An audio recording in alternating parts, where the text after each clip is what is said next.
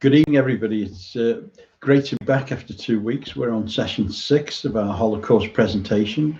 And I want to welcome you into my home at Bethel House in Pantamwyn in North Wales, and say you're very welcome here tonight. And I hope that you're enjoying this series of Holocaust teachings and online presentations. I hope that also you're able to access some of the material that I've suggested that you can access, particularly the Washington Holocaust Memorial encyclopedias of camps and ghettos, which, as you know, number 44,000 camps and ghettos, which were in place during the Holocaust, created specifically to contain, transport, and murder Jews, the Jews of Europe, and ultimately Jews of Greece as well. So I'm hoping you're able to get hold of some of this material, and I hope as well that you've got hold of some of the books that I've recommended, and that you're able to access more information, because Holocaust is such a very big subject. It's impossible to teach even just a section of it at a time in its fullness. So extra reading or extra study is great for you to do, and for me to carry on doing, in order that I can bring these presentations to you. We have looked at various aspects of Holocaust. We looked at what led up to the Holocaust, the Christian influence in spreading hatred about the Jews of Europe, and we looked also at Hitler's life and things that molded his attitude and molded his anti-Semitism.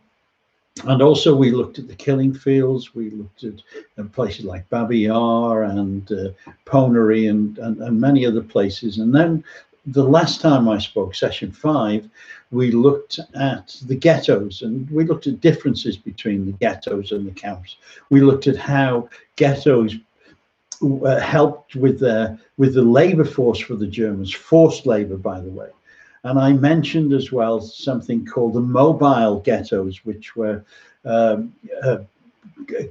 trains which contained Jewish labor to repair railway tracks and also other damaged facilities during the Holocaust. And these mobile ghettos were interesting in that they were used to move large numbers of workers to a place where there was damage. But also those railway lines were used as well to convey Jews from ghettos and from other parts of Europe, from various parts of Europe, to the death camps. And it's the transports that we're going to look at tonight.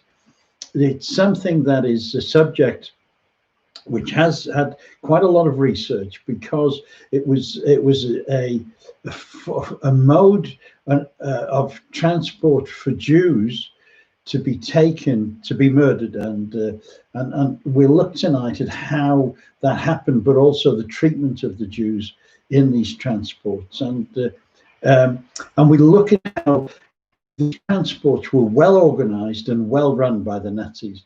The transport of Jews from ghettos or from various places throughout Eastern Europe particularly, and of course from other parts of Europe, we look at how they were so well organized and arranged and timetabled, actually, to fit in with other transports on the railways, but also to fit in with the murder camps themselves, which were simply facilities to take in large numbers of Jews, to kill them and or murder them. And this was a well-run, well-timed operation by the Nazis.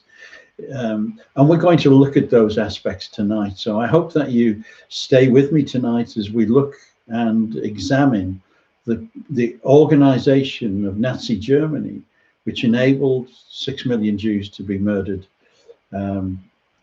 as a form of eradication of the Jewish people, elimination, if you like, of the Jewish people throughout Europe. And let's not forget that if Nazi Germany had managed to come over the water to the UK, that our Jewish population here would also have been murdered by the Nazis.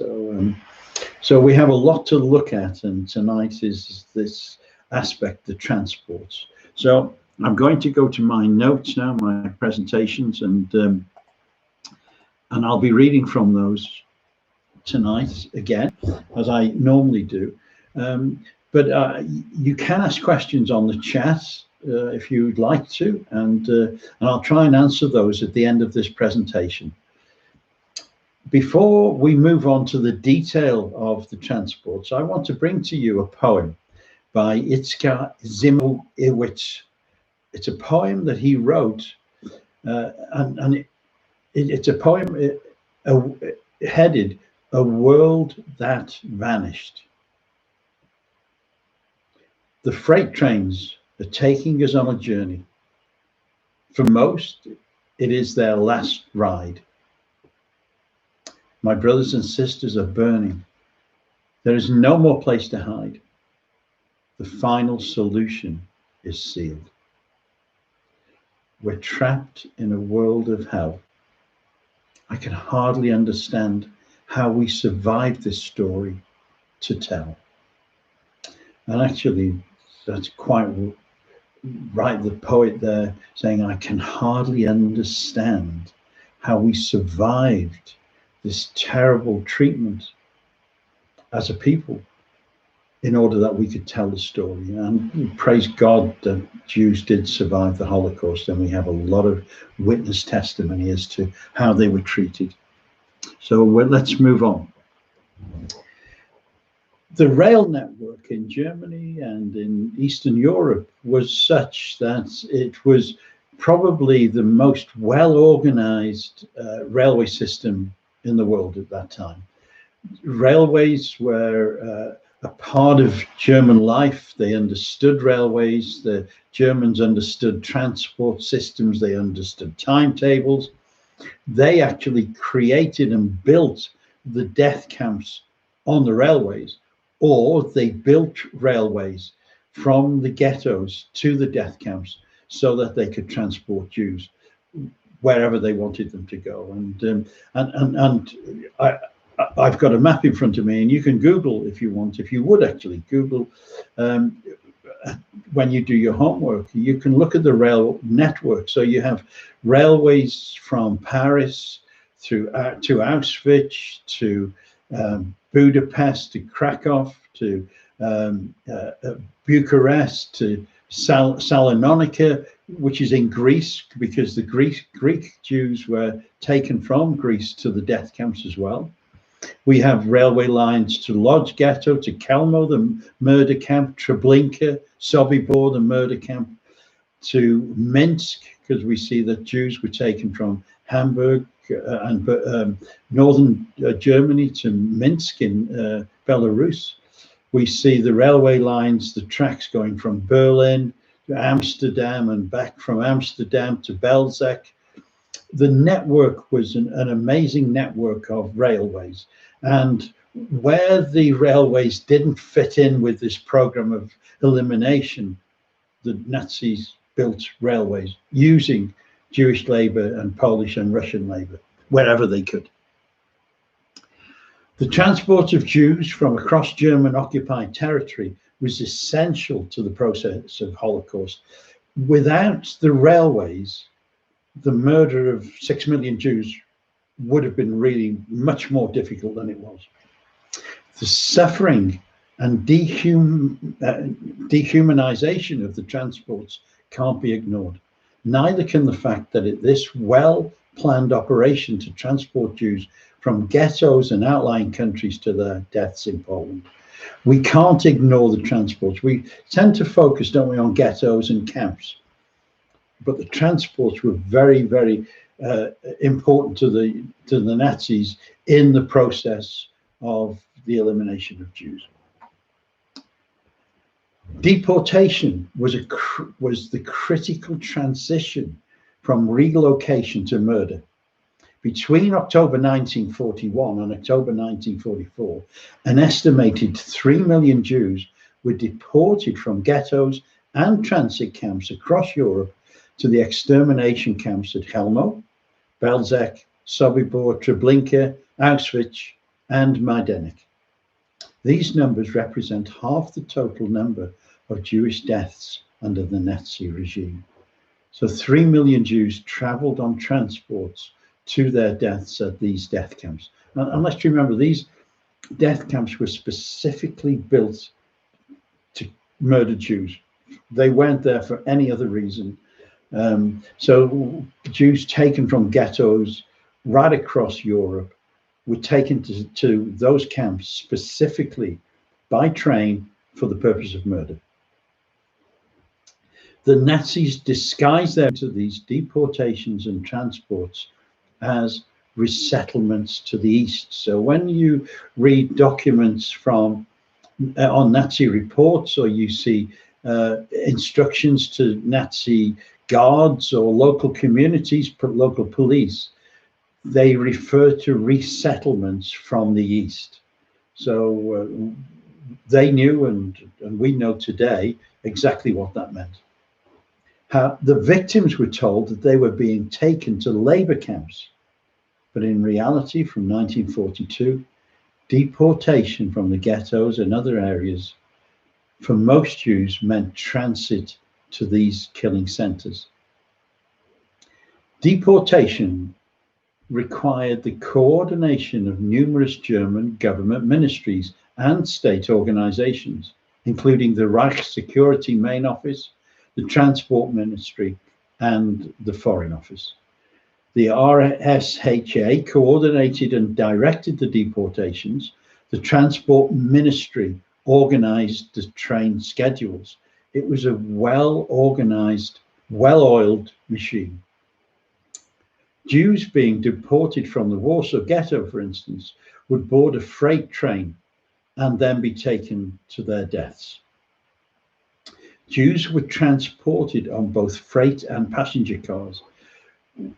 What we need to realize is that that these passenger cars were part of the network of rail before the war. So there were freight cars carrying freight to various parts of Europe, and passenger cars carrying passengers. And the older ones, and the older freight cars and passenger cars, were used to transport Jews to their deaths. They were not provided with food or water on these transports. Even when the transports had to wait days on railroad spurs for other trains to pass, they were still not fed and cared for. The people were deported in sealed freight cars and suffered from intense heat during the summer and freezing temperatures in winter. And of course, the stench of urine and excrement was strong, and people who died on these transports were left in the carriages because the carriages were sealed and they weren't opened up until their destination. So this was a terrible experience, equal to the murder camps and equal to the ghettos at least. The scale of the transports was huge. Between autumn 1941 and the autumn of 1944, millions of people were transported by rails to the killing centers and other killing sites in German occupied Poland and occupied Soviet Union. That's 3 million, as we mentioned earlier. Now, what were these cars like? Well, the total interior space for a freight car was 26 feet 2 inches. That's 8 meters. The total interior space wide was 2.7 meters. And so we could see it was a freight car was something like the size of a small office. The length, as I say, 14 foot point by 11 foot wide. And they contained 100 passengers in each, or 100 Jews in each. So they were cramped. There was no room. Very small freight railways carriages. With an average of over 100 people per car, each train ended up moving upwards of 5,000 prisoners at a time. It's a lot of people at a time. The SS were charged for each prisoner as follows. So So the SS were an organization charged with the killing of Jews, but they were charged by the railway company, and I'm going to look at the railway company as follows. Adults 10 years and over cost the SS 4 pfennig per track kilometre. Children under 10 were 2 pfennig per kilometre, and children under 4 were transported free of charge. The group fare for 400 or more persons per transport were 2 pfennig per person. Now, some of you might think that's really strange that the SS were charged for taking Jews to their deaths, but the death program organized by the Nazis was actually a business program. It was something that was financially viable to the Nazis in many ways, because businesses gained from taking Jews, the transport, and certainly the railway companies did. And obviously the charges that were made by the SS or to the SS were paid to the railway companies. Now, roundups took place when least resistance was anticipated. So the roundup of Jews was carried out either late at night or early in the morning when there would be least resistance. Now, before the victims were removed from their houses or the ghettos, they were physically blockaded, and numerous units of police and enforcers such as security police, security services and order police, and of course the gendarmerie in France, SS auxiliaries and local police were used to take people from their homes or from their villages or from their ghettos in a sealed situation to the rail cars where they were loaded in the rail cars. Many Jews believed that they were being relocated when they were rounded up for the so-called resettlement. Now, that's what they believed, because that was a hope that they had. A lot did know that there were death camps, that they may be arriving at death camps, but their hope and their belief was that they would go on to labor camps or other ghettos or resettlement in other areas. So that's what they believed would happen. The deportation was overt, though, and this helped the deception that the Jews were to be resettled rather than the truth that they were to be murdered. One survivor, Fritz Soll, testified, "We honestly thought we were going to be relocated." So he thought he was. So who ran the transports? People being loaded onto freight trains. How did they know what numbers to have on each train, and how many would be allocated places and be paid for the transports, and how many people would be expected at the killing centers? All this had to be known, and all was worked out and organized. Now, the company who led the train company, who was the train company, was the Deutsche Reichsbahn, and they ran the transports. And the company was founded on the 1st of April 1920 as the Deutsche Reichsbahn, and it means German Imperial Railways. The Deutsche Reichsbahn was the German national railway system created after the end of World War I. As I said, it was a well-organized system, the rail system in Germany. And it was from the regional railways of individual states of the German Empire at that time. The Deutsche Reichsbahn has been described as the largest enterprise in the capitalist world in the years between 1920 and 1932. So it was a massive private organization. In 1924, it was reorganized under the aegis of the Deutsche Reichsbahn Gesellschaft, the German Imperial Railway Company, DRG as it was known, a nominally private railway company which was 100% owned by the German state. Julius Heinrich Dornmüller who was born in 1869 and died on the 5th of July 1945, was the general manager of the Deutsche Reichsbahn from 1926 to 1945. He was a Nazi politician, but he was also a railway expert. And he, of course, knew exactly what the railways were being used for during the Holocaust. Most people would know that transports of Jews were being carried out to particular killing centers, and that would be well known amongst the company itself. Holocaust scholar Paul Hilberg outlines the bureaucratic structure and industrial nature of the Reichsbahn and its implications for the realization of the final solution. The Reichsbahn, one of the largest organizations in the Third Reich, had approximately 1.4 million German personnel working for it, including close to 500,000 civil servants and more than 900,000 employees. This was a massive organization, and it needed to be for to move people about, not only Jews to their deaths, but also soldiers and also people on passenger trains.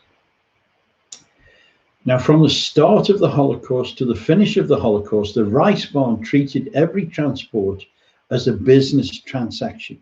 They were a business, as I've said, they were a business organization owned by the state of Germany, and they were charging the SS.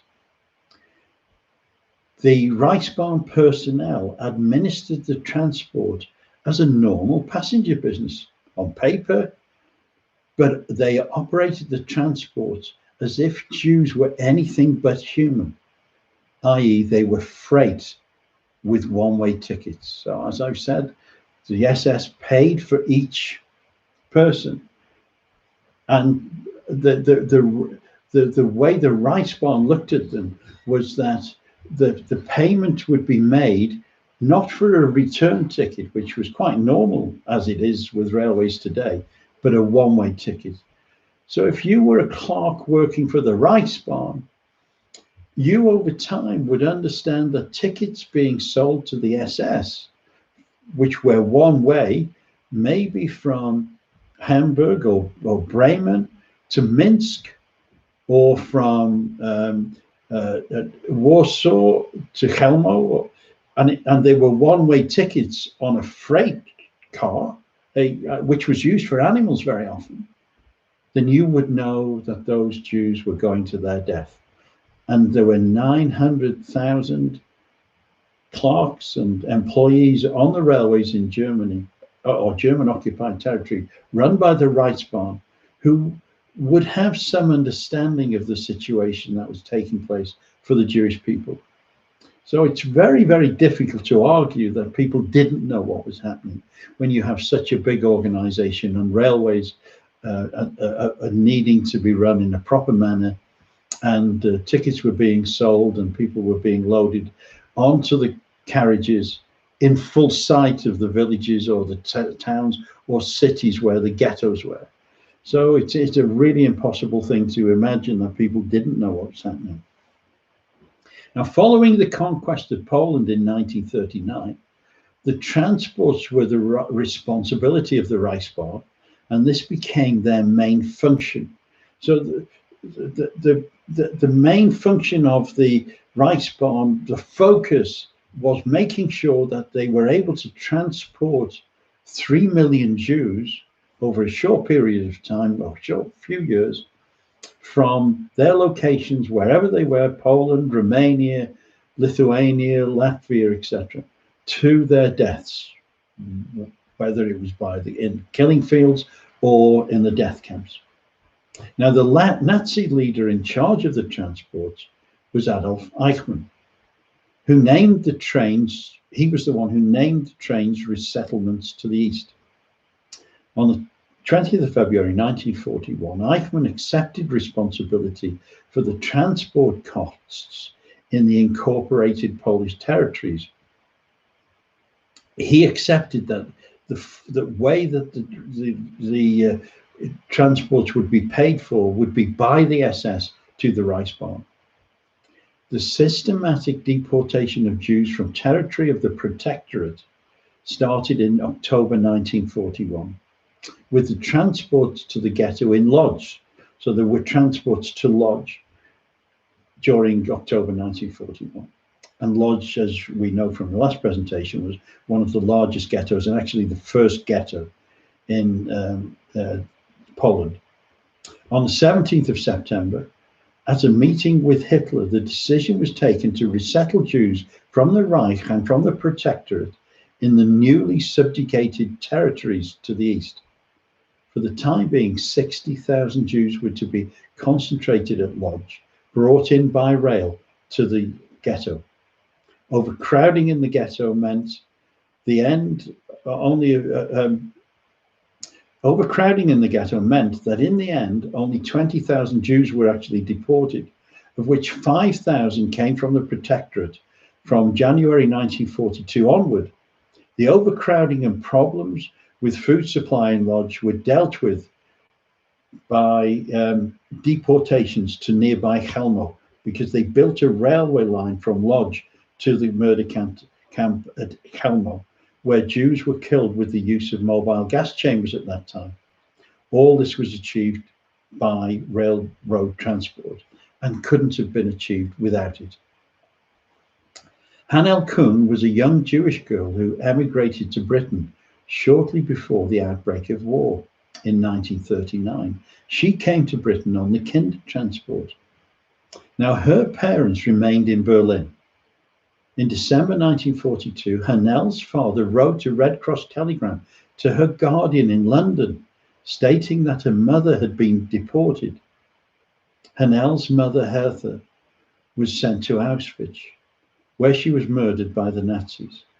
Shortly after, her father sent a telegram telling of her mother's deportation to Auschwitz. And I've got a copy of this telegram here, and I know you won't be able to see the writing on it, but there are these records available for us to study. And this telegram, as I say, is from Franz Kuhn, and he writes to the carer of his daughter on the 4th of February 1943. And the telegram reads, "Sorry, bad news. Mummy emigrated on the 14th of the 12th, 1942 by 25 number transport. Please appease Hanel. I am terrified myself, but hoping confidentially reunion with family after the war."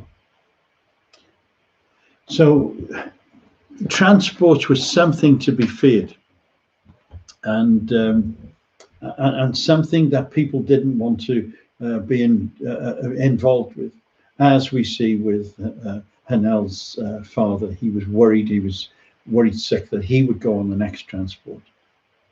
Now here I've got a transport list here, which is a transport from Drancy in France to Auschwitz in Poland on the 20th of May 1944. The list shows each prisoner's name, their date of birth, and their work profession and number. And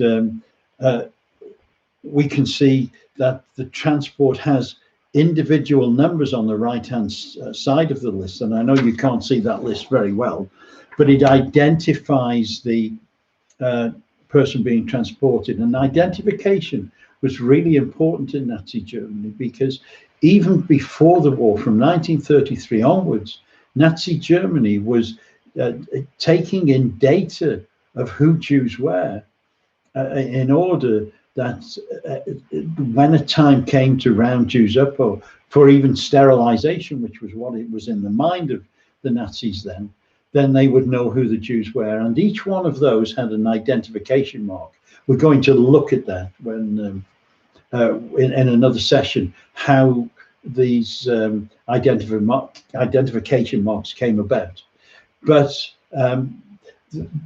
the point of what I'm saying is that each transport had a detailed account of who was on there. So it's like the SS were buying tickets with the names, the dates of birth, and the specific numbers of the Jews who would be transported by the Reichsbahn to the death camps. Very well organized, and each list was kept about each person on the transport. And if people didn't arrive at the death camps, there were questions asked, because they knew exactly who was on each transport. It wasn't just that they were loading Jews on willy-nilly. They were actually calculating how many Jews would be on each cart, who they were, their dates of birth, and their identification mark. And by the way, if you want any of these documents, you can get online, you can Google for these documents. But if you're struggling, if you want to email Becky at Father's House Sabbath Congregation at gmail.com, I hope you don't mind, Becky, me offering your services here, but we can send you these copies of these documents if you really want to do that. But as I say, you can Google them. Now, railway stations in Germany were highly equipped places for transport. As I said and repeated, the Germans were really keen on their rail transport, and German railway stations were used to bring Jews to from outlying districts or ghettos or small transit camps, where they would be loaded on trains and taken away. And I've been to Bremen railway station and seen plaques there which speak of how many Jews were transported there, particularly from Bremen and Hamburg, where I've also been, to Minsk, which is about a 3-day railway journey.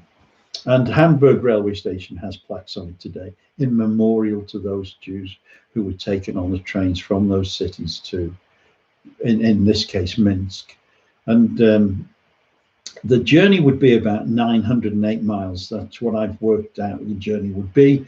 It would go from Bremen to Hamburg, and then to Berlin, to Poznan and Warsaw, and then Minsk. Also, it would go through Hanover. The trains would travel through there. So if you can imagine that a train with 100 people in a freight car and with up to 5,000 passengers on this freight train, traveling at so slow speed along the track through your villages and through your towns on a regular basis, it would raise questions as to where are they going? Who are they? They never seem to come back. Those trains never come back full. There are no passengers on those trains coming back from Auschwitz, from Kalmar, from Majdanek, from Sobibor. They go full, they don't come back full. These questions would be asked. But for the Jewish people on those trains, a 908-mile journey, probably a 3-day, 3-night journey, would be traumatic in itself, and of course very painful. And when they arrived at places like Minsk, they were taken sometimes into a ghetto. Then they were killed, and there are memorials in Minsk of the Hamburg Jews and the Bremen Jews, and also the Jews from Austria and other parts of Germany, from Vienna. I've got another document from the victims database at Yad Vashem here. And you can access the victims database at Yad Vashem by simply getting onto the Yad Vashem website and looking for the victims database.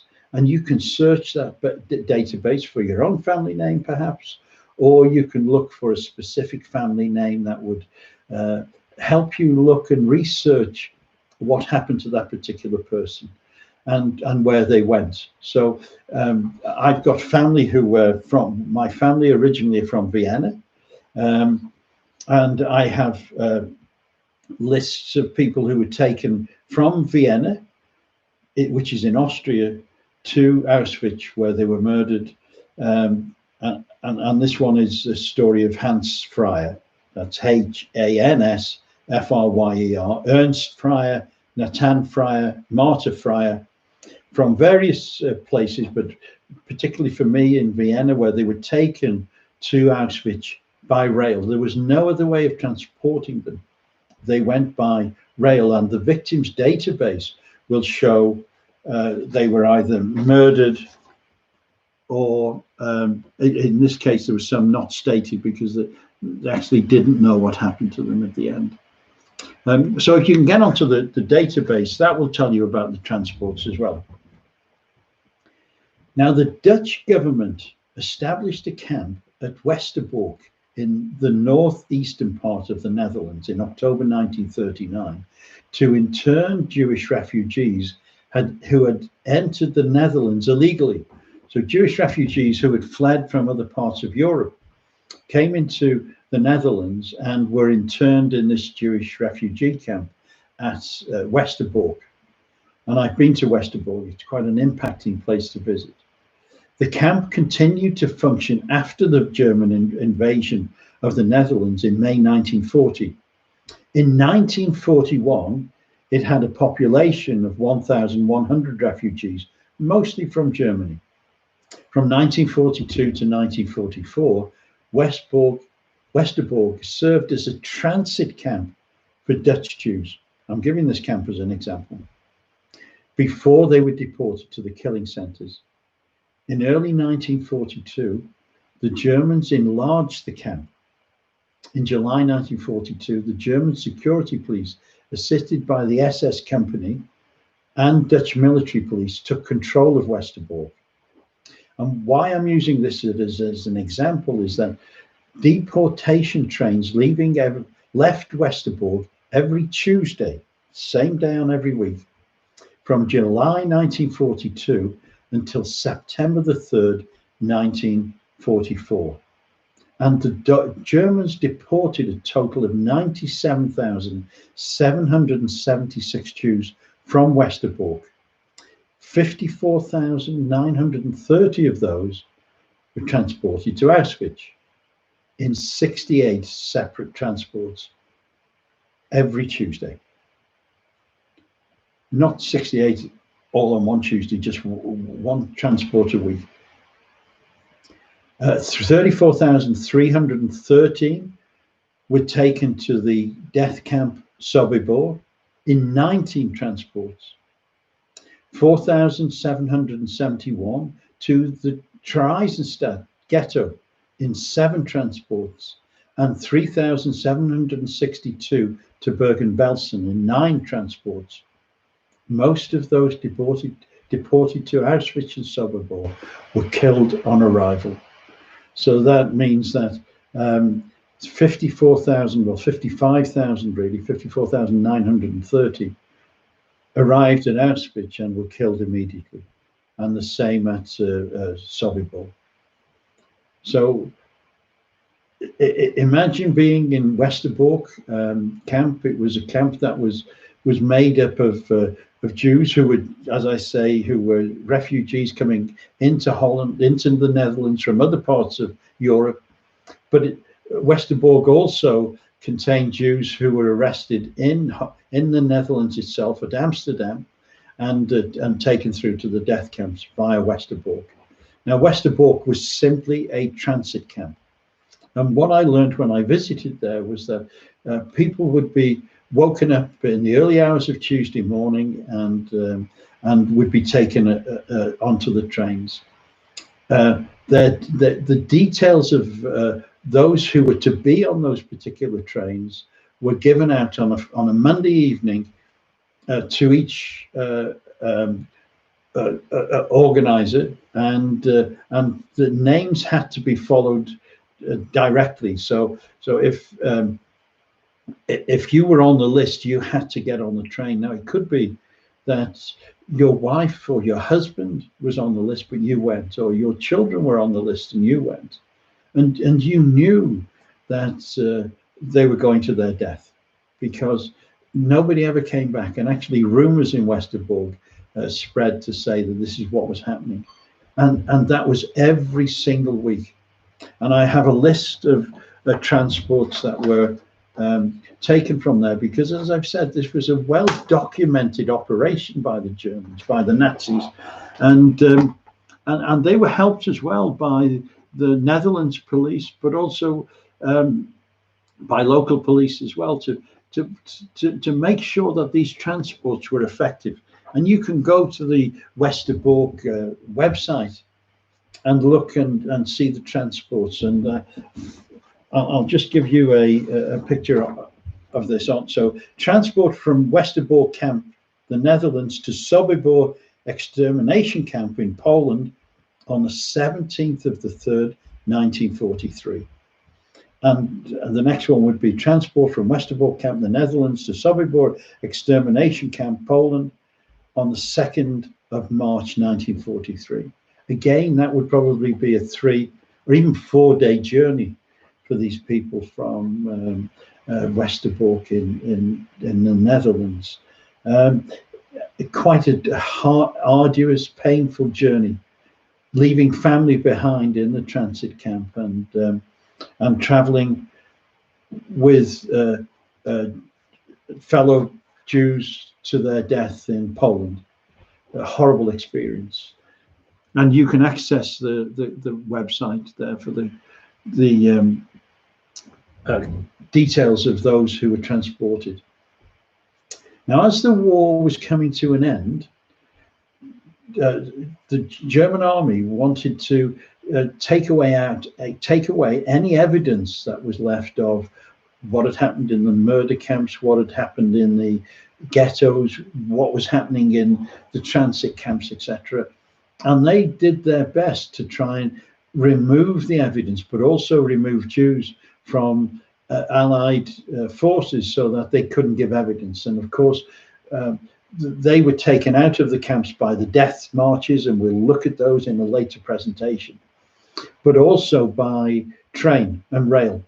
And one example I want to give you, and an example I want to finish with, is an example of Bergen-Belsen, when at the end of the war, when British allies and Americans and all Welsh battalions were taking ground in that part of Germany, in northern Germany, then the Germans tried to take from Belsen those who had just arrived or recently arrived, who could walk to the railway and get on trains and be taken away. And those prisoners, those Jews who had arrived at Belsen just before the end of the war, had seen what had happened to their friends, families, the Jews who had been there for quite some time, because they'd starved.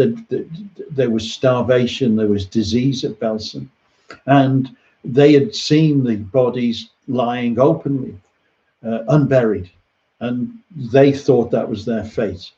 So towards the end of the war, as I say, as the Allies were coming closer to Belsen, then the Nazi guards put those newly inhabited Jews onto trains to take them away. And I'm going to tell you the story about that now. So as the war was coming to an end, and the guards in Bergen-Belsen were ordered to clear the camp of those Jews who were strong enough to walk and board trains, 3 train transports left the camp on April the 6th and April the 11th, each consisting of about 2,500 prisoners on each train. Their destination was Theresienstadt murder camp in German-occupied Czechoslovakia. So these carriages were filled with Jews who were intended to be taken to Theresienstadt murder camp. On the 7th of April, this is approximately 2,500 Jews were trudged 10 kilometers to the town of Selil from Bergen-Belsen, where they boarded the train. Among them were Jews from Hungary, from the Netherlands, from Poland, Greece, and Slovakia.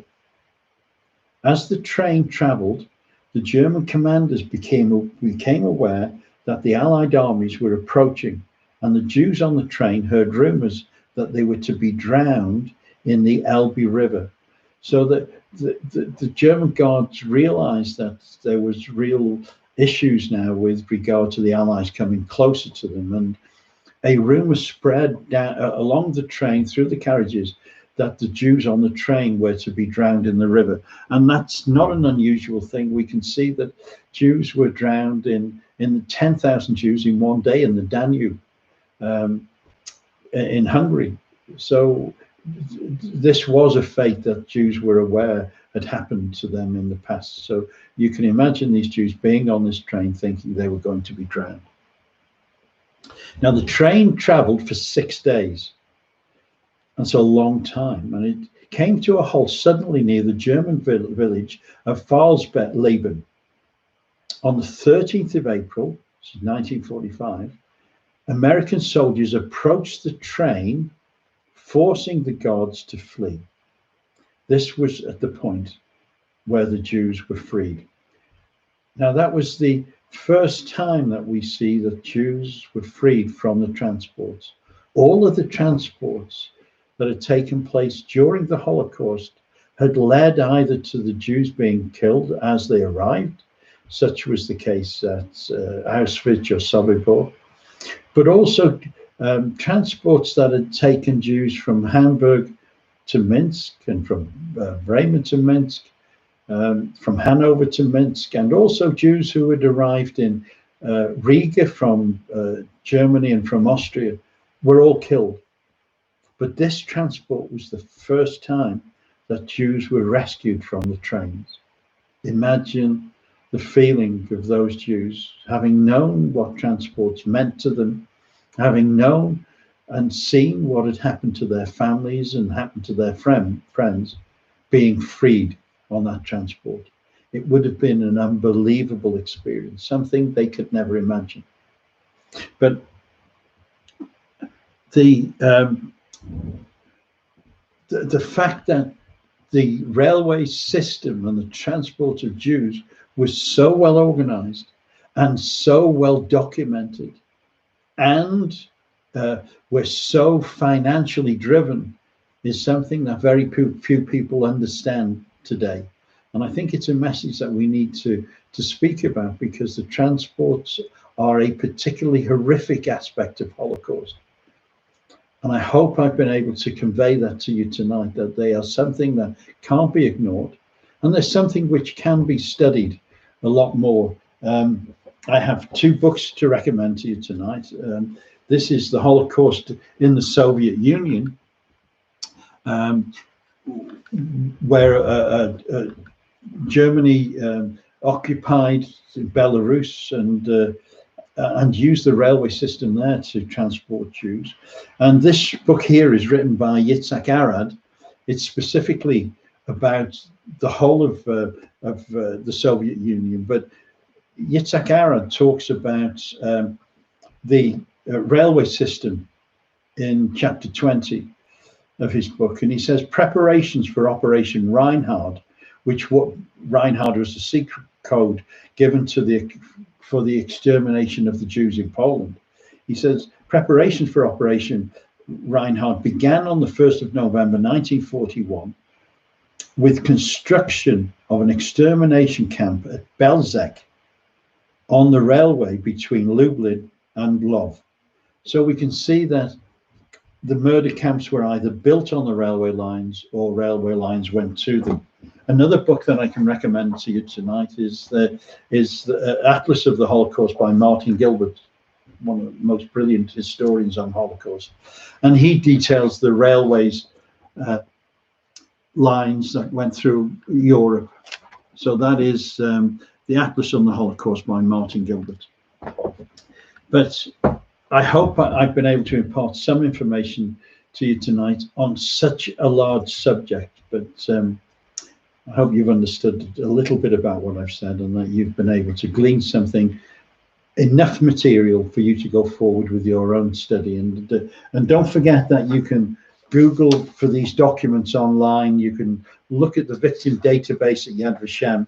You can look for lists of transports, and you can look for evidence of trauma by Jewish people who knew that their family had been taken on particular transports to their deaths. So thank you very much for listening. I hope to see you next week, and I hope also that you're able to do more research yourself. So good night. God bless. Lila Toff.